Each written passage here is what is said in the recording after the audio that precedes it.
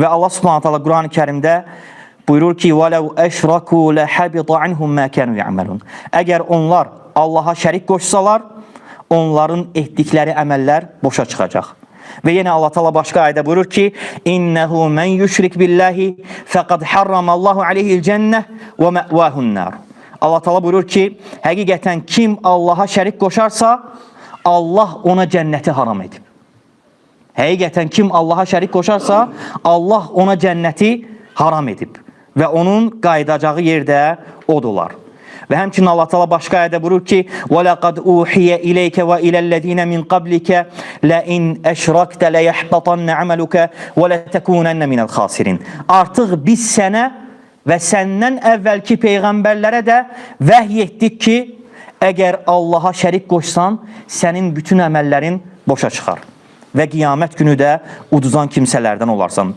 Bəlilləhə fə'bud və kun minəşşəkirin. Əksinə Allaha ibadət elə və şükr edənlərdən ol.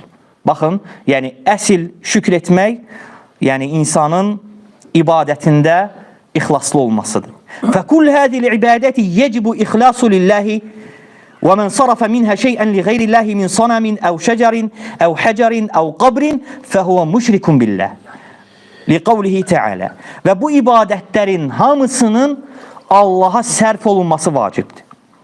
Və kim bu ibadətlərdən bir dənəsini Allahdan qeyrisinə sərf edərsə, yəni istər bu peyğəmbər olsun, istər büt olsun, istər ağac olsun, istər daş olsun, yəni bu kimsə müşrikdir.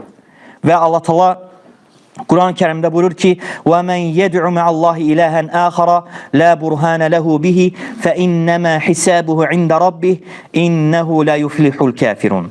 Allah Taala buyurur ki, kim Allah'tan başqa heç bir dəlil burhan olmayan bir məbuda dua edərsə, yalvararsa, onun cəzasını Allah özü verəcək. Həqiqətən də kafir olan kimsələr nicat tapmazlar, qurtulmazlar.